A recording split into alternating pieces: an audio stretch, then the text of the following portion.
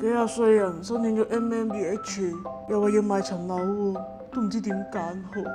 打俾偉哥先。喂，偉哥，我係黃太喎，我申請咗 MMDH，佢話我一定要1年內買一層樓喎。係啊，依家申請 MMDH 咧真係要買樓㗎。我而家點樣部署好啊？我啱啱買咗層200尺嘅單位，套現咗300萬。其實300萬喺馬來西亞可以住到啲咩屋啊？想問下你對樓盤有咩要求先？其實我要求好低嘅咋。第一就唔可以離 KFCC 太遠啦。你知道 location 好重要噶嘛？我有時都想去市中心度行下街，或者啲朋友嚟到冇理由揸成粒鐘車帶佢出 KLCC 行街噶嘛。第二，梗係希望個價錢唔好太貴啦。你知道我得300萬現金揸手，到底300萬現金可以喺呢度住到啲咩屋啊？第三，我就係諗唔好太大咯，又唔好太細咯。你知我香港住得咁細，過到嚟又想住大啲，我諗唔使4000尺㗎啦，2000尺左右差唔多㗎啦。我有時可能啲孫又會過嚟揾我，個女又會過嚟揾我，話唔定遲啲佢哋過嚟讀書呢。第四點就係最好附近有學校啦。到時如果我個女或者我個仔要過嚟呢邊揾我，個孫要過嚟陪我，咁最好佢旁邊有學校，我可以送佢返學咯。第五，最好附近有商場啦，我唔介意可能10分鐘車程或者5-6分鐘車程，總之可以滿足到我有生活用品，有食到嘢就 OK 㗎啦。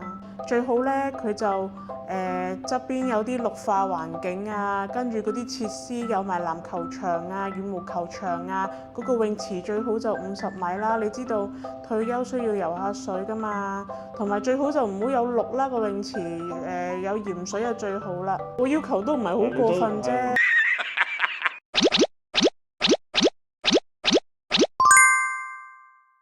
大家好，歡迎收睇夫妻肺片，我係偉哥。我係 Micky。其實咧，啱啱嘅情況咧，我哋接近每一個星期都會有1-2個電話打嚟咁樣問我哋嘅。係啦。因為咧，好多人對 MMDH 申請完之後咧，嗰個買樓個程序同埋應該揀啲乜嘢樓盤咧，係大家都好有疑惑嘅。所以咧，而家喺度同大家 update 一下 MMDH 買樓嘅最新消息啦。第一咧就係你嗰層樓咧喺貼簽前啦，即係你過到嚟戳印啦，之前2年買嘅樓咧都可以喺嗰個定期存款度咧攞翻一半錢出嚟。一個例子大家啦，2025年嘅12月31號，咁你就成功貼簽啦。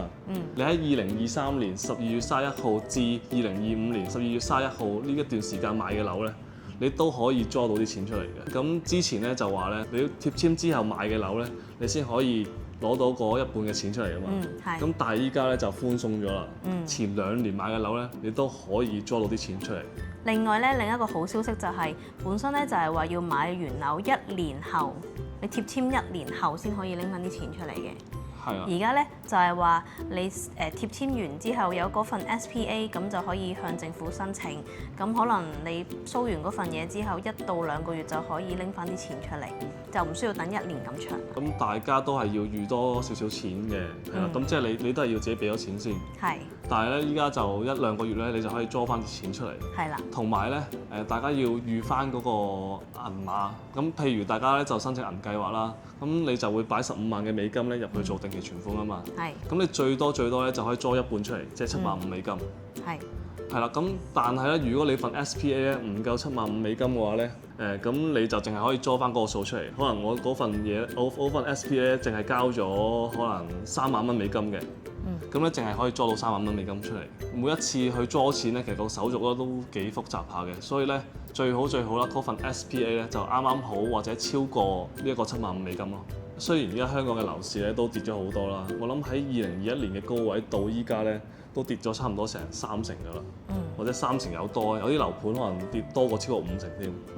係啦，但係今時今日咧，你要喺香港嘅市區啦買一個200尺左右嘅樓盤係新樓嘅，都係要超過300萬港幣。咁如果喺香港套現咗一個300萬港紙嘅單位，其實喺馬來西亞可以住到啲咩屋咧？300萬港幣嚟講咧，喺馬來西亞呢邊咧，可以住到一啲其實好靚好靚嘅屋㗎。正正就係因為好多觀眾都問我哋啦，究竟百零萬馬幣究竟喺馬來西亞吉隆坡呢邊有咩選擇咧？係好多觀眾問有冇啲性價比比較高嘅樓盤，又有質素嘅。最好喺啲華人區啊、富人區啊嗰度㗎喎。係啦。所以咧，今日咧就想同大家介紹一個樓盤啦。其實咧，我哋唔係話成日都介紹樓盤啦，我哋只係介紹一啲自己覺得 OK 有質素嘅樓盤俾大家。係咯，所以驅使我哋自己揸車喺檳城過嚟呢一邊影俾大家睇。因為今日要介紹嘅樓盤咧，我覺得佢個性價比咧，比起我哋買嗰個樓盤咧係更加之高㗎。係啊。係啊，仲要佢個地段咧，其實就正正喺我哋買嗰層樓喺隔離嘅啫。喺唔係好遠。唔好暴露自己住邊度。係大家都知道我係住邊度㗎啦。OK。係咯。咁如果即係之前咧買唔到嗰一邊嘅朋友咧，其實我覺得可以考慮下買呢一邊咧。因為我哋買嗰區就叫滿家樂啦。呢邊呢一區咧都喺滿家樂隔離啫。咁就叫做北滿家樂。嗰啲校網啊嗰啲咧都係一樣㗎啦，都係非常之接近啦。咩 Garden International School 啊、Mont Kiara International School 咧都喺附近嘅啫。係啦，咁事不宜遲啦，咁我哋依家去睇一睇個示範單位先。喺開始之前呢，我哋就買一買廣告先。嚟緊呢12月6號同埋7號呢，星期六同星期日，我哋一家呢就會翻去香港同大家有個移居大馬嘅分享會。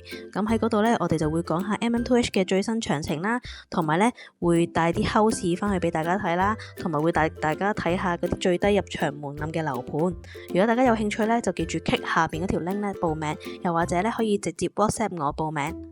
咁呢一個呢，就係呢個樓盤嘅 model 啦。咁咧呢個樓盤咧其實就有2棟嘅，咁佢成個發展項目咧同我哋嗰個咧都差唔多大，好大嘅，都有8個英畝。係啦，但係佢只係用咗大概50% 嘅地咧，就攞嚟做2棟 building，咁 total 咧就500幾個單位，所以咧就係非常之低密度嘅。係啦，同埋咧佢啲綠化咧，大家望一望咧係做得非常之好嘅，同埋咧佢嗰啲設施咧又係超級多嘅。有一個 Olympic size 嘅泳池啦，大家見到呢度都好大個啦。咁呢邊有個兒童游泳池啦。咁入邊咧呢度仲有個網球場啦。入邊咧呢一棟嘅 club house 有健身室啦、瑜伽室啦，跟住仲有籃球場啦、羽毛球場啦都有，真係非常之多設施。係咪即係意思佢嗰個500蚊管理費就包晒啲 facility 嘅？係啊，佢啲管理費即係。都係我拍過樓盤入邊都算係幾低嘅一個樓盤啦，2號8馬幣1尺，即係大概一個2200尺嘅單位咧，都係500零蚊馬幣啫。咁另一個特別之處咧，咁咧佢其實喺一個山坡上面嘅，佢嘅景觀咧都係非常之靚，因為佢已經墊高咗，1至7樓咧就係 car park 嚟嘅。咁上到嚟呢度咧，大概10樓左右咧，望出個景觀咧都係好靚嘅。嚇呢一邊咧望出去咧。其實係望到 KLCC 嘅，可能望到吉隆坡塔啦、118啦同埋 TRX 嘅。咁呢一邊望出咧就係 Desaru Park City 嚟嘅。咁大家都知道啦 ，Desaru Park City 咧依家個尺價咧係非常之貴嘅，依家已經去到差唔多1500-16蚊1尺。咁但係咧佢都係距離呢度咧大概我諗10分鐘車程左右，大概3點幾公里。係啦，咁呢一個樓盤嘅尺價咧，大家絕對諗唔到。佢仲平過我哋買嗰個樓盤。係啊，佢平過我哋買嗰個樓盤。佢係講緊咧係600幾蚊1尺，600幾蚊馬幣1尺，一個2100幾尺嘅單位，係講緊1.3、1.4 秒馬幣左右。即係換言之咧，係大概250萬、260萬港幣咧，你就可以買到一個2000幾尺嘅單位喎。同埋咧，佢啲質素咧絕對係唔係差嘅。我咁想問下，會唔會有細單位？其實佢有細單位。不過咧，佢啲細單位咧就已經賣晒啦，係啦，咁得翻啲2000尺嘅單位啦，2100尺嘅單位啦，同埋咧佢有2個出口啦，係後邊嗰條路咧就好近一間國際學校嘅，係啦，咁嗰間國際學校咧都係一間法國嘅國際學校啦，咁都係中上水平嘅國際學校啦，係都幾唔錯嘅，所以如果大家真係想將仔女擺喺嗰間學校嘅話咧，你住層樓咧，你直情車都唔使揸，你就可以直接送佢落去讀國際學校啦，係啦，咁呢一邊嘅出口咧就近 Mont Kiara 嗰邊多啲嘅，咁呢度一直揸過去咧，其實係1點幾公里咧就會到 Garden International School 噶啦，係亦都係非常之方便，所以咧佢個校網咧係非常之靚。喂，聽聞呢度有地鐵站㗎喎。係啦，咁地鐵站咧就係亦都係呢度咧行過大概400零米度咧，咁就係一個地鐵站啦。呢個地鐵站咧一個站咧就會到 Mont Kiara 嘅地鐵站㗎啦。換言之，其實佢呢個地鐵站咧係近過我哋嗰層樓嘅，因為我哋嗰層樓咧就大概要700米左右。咁呢度咧就大概400米左右啫。不過講真嗰句啊，你住得馬來西亞咧，你肯定就預咗自己揸車嘅。可能我哋搬咗過嚟2年啦，第一次搭地鐵咯。係咯，其實我都係好少搭地鐵。大家如果都係住得呢一區嘅話，其實都係自己揸車啦。係啊，同埋佢一個單位又跟埋3個車位，咁冇理由唔買架車㗎嘛。佢啲2100幾尺嗰啲單位咧係跟3個車位。咁一定係自己揸車㗎啦。咁事不宜遲，我哋即刻去睇一睇個示範單位先。咁我哋依家咧就嚟到示範單位啦。咁一個單位咧就係2153尺嘅。係啦，咁呢個單位咧係雙鎖匙設計啦。咁咩意思咧？就係如果你唔想住呢個單位嘅時候咧，你就可以將呢個 studio 出租俾人哋。又或者咧，你係準備過嚟退休，但係你又冇咁快想住落去咧，你就可以將呢個單位大嘅單位呢一邊租俾人，然後自己住個 studio keep 住，咁你就唔需要做 Airbnb。因為你出去租 Airbnb 其實都貴嘅，同埋你又可以定期過嚟翻嚟睇下個租客。就算大家唔想揀呢個 Dual Key 咧，即係雙鎖匙設計咧，佢都有一個職咧係 exactly 一模一樣樣嘅，只不過咧佢個門口位咧係有所唔同啫。係啦，佢就會封咗呢個位咯，然後嗰個門開喺呢一度。咁大家見到呢度咧，其實係大門口位嚟嘅。咁入到去之後咧，咁呢度就係個玄關位啦。咁如果大家唔要 Dual Key 咧，就係呢度咧就會封咗嘅。係啦，咁呢度門咧都仲喺度嘅。咁但係咧，佢呢一個 Dual Key 呢一個單位嘅門咧就會喺呢一邊出。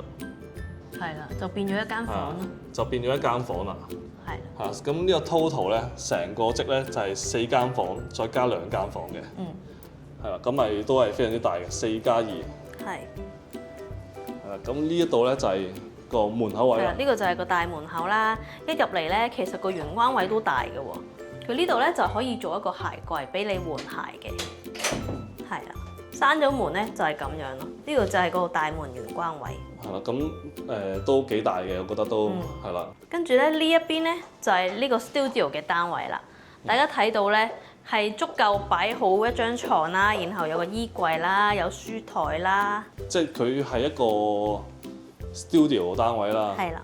係佢裝修到咁樣啦，但係咧其實佢呢一邊咧就好可惜嘅，咁佢咧就其實乜都唔包俾你嘅。咁我覺得仲好喎，因為咧有啲人買翻嚟咧，如果佢唔想將呢邊變 studio 嘅話咧，佢就可以自己擺翻啲嘢嘛。可能我哋自己拎嚟住嘅話，呢一個可能係做一個書房，又或者其他用途嘅房，即係唔一定要做 studio 嘅呢間房。但係如果佢裝修包晒俾你嘅話，你肯定就係變咗一間 studio 咯。呢一度。咁佢有啲咩包嘅咧？就係冷氣機會包啦，地磚會包啦，同埋咧。廁所入邊咧都係一模一樣樣嘅。係啦，佢呢個廁所咧個裝修都算有誠意啊！佢有埋鏡啦，有埋燈啦，同埋有埋呢啲星盤啊、櫃桶嗰啲嘢。係啦，咁我就包晒俾你啦。係啦，同埋我覺得佢個磚都幾靚。同埋呢一忽最近啲裝修咧都幾靚喎，佢係有埋呢啲即係好人性化設計咯。佢有埋呢啲俾你擺 shampoo 啊、擺沖涼液嗰啲位咯。覺得呢個位置唔錯。我覺得呢個廁所都 OK 大嘅，咁啊乾濕分離。同埋佢啲磚咧喺晒牆身咧就唔驚話嗰啲漏水發毛嗰啲嘢咯，都幾好，容易打理咯呢啲就。咁呢一邊咧，其實呢度咧係有道門喺度嘅，咁咧入到去咧就係一個主嘅單位啦。係啦。咁咧一入到嚟咧就見到其實個廳咧係四正正都幾靚嘅。其實我覺得呢個廳都幾闊落嘅，我覺得可以擺張大啲嘅 sofa 我覺得。係咯。因為佢咧呢個單位啲家私係唔包嘅，所以大家咧係可以自己擺家私咯。我覺得呢個客廳咧，其實佢啲佈局都幾好擺嘅，因為佢正正方方咁樣咧，你嗰啲家私又容易啲擺。大家咧就可以買一部大啲嘅電視。呢部電視機咧，我覺得係有啲細嘅。呢部應該得個55寸。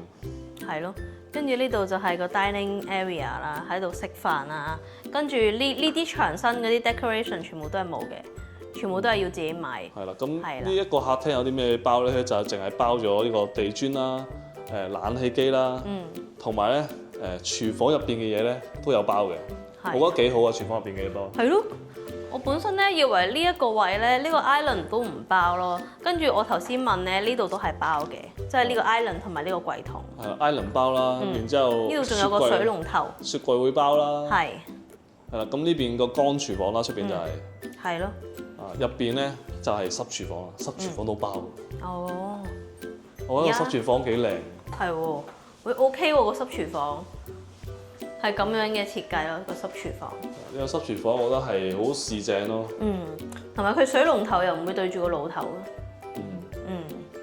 咁佢有呢啲焗爐啊，呢個電磁爐啊，抽油煙機啊，上面嗰啲櫃咧，全部都包晒俾你。係啦，起碼佢係包咗啲最貴嘅嘢咯。其實要整一個乾廚房同濕廚房都貴嘅。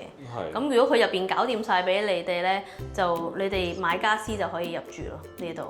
係咯，咁呢邊咧仲有間房嘅喎。係啊，大單位咧就一定要有工人房嘅。咁呢度咧都有工人房同埋工人廁所咯。其實呢個位咧有啲似我哋而家住緊檳城嗰個工人房嗰個 area 咯。但係呢個大啲，我覺得。係呢個再大啲。係啦，咁呢度就包埋啲洗衣機啊、乾衣機俾你啦。係。係啦，咁呢度咧其實我覺得都幾大嘅。同埋咧，如果自己裝修嘅話咧，呢度可以整一個，可能你如果要明火煮食，就可以呢度整個爐頭咯。但係呢個咧，我覺得可以做個 laundry 曬衫都幾唔錯呢個位。係咯，夠曬大我覺得。就乾乾淨淨咯呢度。大家望下間工人房，其實都幾大間。係，呢度啲工人係好幸福嘅。同埋個廁所，我覺得係都真係大間。係咯，都算四四正正咁樣咯。係，呢個廁所都幾四正嘅喎。有得沖涼。係。有馬桶，有呢個洗手盆。算係幾大間，我覺得以工人房嚟計。係。其實咧，我覺得呢個單位咧嘅賣點就係個露台喎，因為咧佢個露台咧係幾靚嘅喎，佢係四四正正咁樣咯。大家睇下佢個露台係咁樣嘅，正正方方、四四正正咁樣。其實基本上喺呢一度可能開下 party 啊、燒下嘢食啊，都唔錯喎呢度。係咯，我哋啲打碗嗰邊咧就爭少少嘅。爭感覺可以燒嘢食嘅露台咯。係咯，我哋嗰個露台其實就好長啦，比較長啲啦，但係就好窄啦，可能2夾半階磚。係啊，完全係連戶外傢俬都擺唔到嘅。呢一度咧就可以擺下啲戶外傢俬啊，同埋呢度可以燒下嘢食咁樣咯。我覺得幾唔錯呢個位。呢個露台幾正。咁呢度望出去景觀咧，大家就可以自己揀啦。其實可以望 KLCC 景啦、TRX 啊、吉隆坡塔啊。高層少少都會望到嘅，或者咧，大家可以選擇望翻去 Design Park City 咧，就比較綠油油啲啦，同埋開揚啲，開揚啲啦，係啦。依家入去睇下啲房先。係。咁咧，佢啲房咧主要係分佈埋同一邊咯。咁呢一邊入嚟咧就有一間睡房啦，然後咧佢個地磚咧係用木嘅，佢係淺色嘅木，我覺得係精神啲咯，成個人。我覺得幾好。係咯。咁大家見到佢就有張床啦，其實啲傢俬係全部都唔包嘅，要自己買嘅。呢個係俾大家有個幻想一下。自己去買啲傢俬翻嚟其實都唔係好貴嘅。係，馬來西亞啲傢俬真係好。大家可以去翻我哋之前嗰間傢俬鋪買啦。有幫人賣廣告。係啦，嗰間鋪我覺得真係好抵啊，因為我阿妹一過到嚟都係買嗰啲傢俬。跟住呢度咧係有個洗手間嘅，咁佢每一間房咧，其實基本上係得主人房同啱啱 studio 先會有陶瓷嘅。係啦。咁呢個就係共用嘅廁所咯。呢個客廁啦。呢間房咧其實同啱啱嗰間房咧個大細有啲似嘅。呢一個咧佢就裝修到好似兒童房咁樣咯。其實我覺得幾正。我覺得呢間房幾正喎。我覺得 Edenty 呢間房咧可以跟住呢一個設計咯。係咯，好似幾開心咁。我覺得可能整條上下梯。喂，好危險喎咁樣，但係起碼我覺得係一張木嘅床，跟住然後好似有間屋仔咁樣咯。但係如果細個時候我有間咁嘅房，我覺得好開心。覺得好幸福咯，係嘛？仲要有啲咁嘅地方喺度玩玩具咯。係咯，間房又好大間喎。係啊。可以擺埋張台，擺埋個書架喺度。跟住呢一邊咧就係一個工作房啦。咁呢間工作房咧佢都係有窗嘅，佢唔係。呢間其實係一間加一房嚟嘅，佢都有窗咯。我覺得，即係個 size，我覺得又唔會話太細間。係咯。呢一個咧，其實我覺得可以整個可能變形床咁樣啊。有人嚟就可以拉落嚟咯。但係我覺得呢個可以當係工作間就算咯，呢一個工作間或者我覺得可以當小朋友房都得喎。係咯，即係其實佢擺咗張3尺床喺度啦，然之後呢一邊仲可以擺咗個書台咁樣。係咯，佢呢度咧係好似做咗一個書台俾你，可以可能用電腦咁樣咯。佢呢個位其實都有啲廢嘅，佢呢度可以拉出嚟，都係自己整嗰啲家私開心啲咯。係啦，咁到主人房啦。係啦。主人房咧，我覺得都幾大間。咁其實呢個主人房咧都算大間嘅，佢呢度可以擺到一張5尺床啦，雙邊內床之後咧，呢邊仲有位嘅。哦，呢張應該6尺床。係咩？係啊。係6尺床。跟住咧呢一邊咧有露台咯。係啊，主人房有個細細啲嘅露台啦。係啊，咁間屋就可以通風啲咯，唔會話主人房呢一邊淨係得個窗仔可以開咯。其實呢個位都唔錯。都 OK 嘅。俾大家望一望個主人房先，都好大間。咁去到嗰邊咧，就係衣帽間啦。呢個係女主人最中意嘅喎，應該女主人介紹下喎。其實呢一個位咧就係化妝台啦擺，然後呢度就擺衣櫃咯，係咯。個衣櫃夠唔夠你用咧？應該都夠嘅，但係你冇位擺衫咯呢度。哦。啱啱嗰間房俾我攞嚟做擺衫就得。其實都 OK 嘅呢一個。係啦。係咯，都夠深夠大嘅。係啊，咁但係呢度又係好可惜啦，啲衣櫃嗰啲又冇包俾你啦。但係咧，因為有啲人唔係幾中意呢啲花紋同埋設計噶嘛，其實呢啲自己訂做都唔係話好貴咯。係咯。係咯，可以跟住自己嘅喜好。但係個廁所咧就係一模一樣樣嘅。呢個主人套廁咧有少少扣分位就係佢冇浴缸，因為你都知道日本人中意浸浴㗎嘛。你日本人咩？係。但係我覺得佢係幾好嘅，我覺得佢有啲似嗰啲咩啊日式嘅設計咁樣咧。係咯。跟住呢度咧係有個位俾你坐啦。然之後嗰邊又有啲嘢俾你可以擺啲沖涼啊、洗頭嘅嘢啦。係咯。係同埋上面咧都有得淋浴嘅。咁個廁所就係咁樣啦。咁呢度廁所咧嘅見到嘅嘢咧就係全部都包俾你嘅。係咯。下邊嘅櫃啊、星盤啊、馬桶啊，全部都一樣嘅。係。其實間屋最貴嘅嘢，佢都幫你搞掂晒，即係廁所入邊嘅裝修啊，再加廚房嘅嘢，佢都幫你搞掂晒。係咯，其實爭啲衣櫃啊、床啊、家私嗰啲嘢咧，就可以搬入嚟住咯。好啦，我哋啱啱咧就參觀完呢個示範單位啦。我自己個人覺得咧，其實都幾唔錯。佢個最重點咧，其實就係佢個價錢。係咯，因為130幾萬馬幣，250萬港幣。你就可以買到一個咁嘅單位喎，喺富人區。性價比都幾高嘅。我哋買咗 Monte Carlo 嗰邊咧，個尺價係貴啲嘅。係啦。其實嗰邊83萬就係可以買到1300到1500尺。係啦，大概1300、1500尺左右啦。咁但係呢度咧，你係可以買到一個2100幾尺。係咯，其實個性價比都幾高下嘅。如果俾我自己住咧，我會買唔係 dual key 嘅單位嘅，係啦，咁我就有4間房，4加2間房，我諗足夠一啲好大嘅家庭住㗎啦。係咯。最後尾都係個價錢。個價錢啊，啲設施啊，啲 quality 咧，其實我覺得都真係幾唔錯。都係嗰句啦，大家移居過嚟馬來西亞咧，你哋買嘅所有樓盤啊，又或者你哋想去考察嘅地方，一定要親身過嚟呢一邊睇過一次先。你唔好聽我哋兩個喺度噏。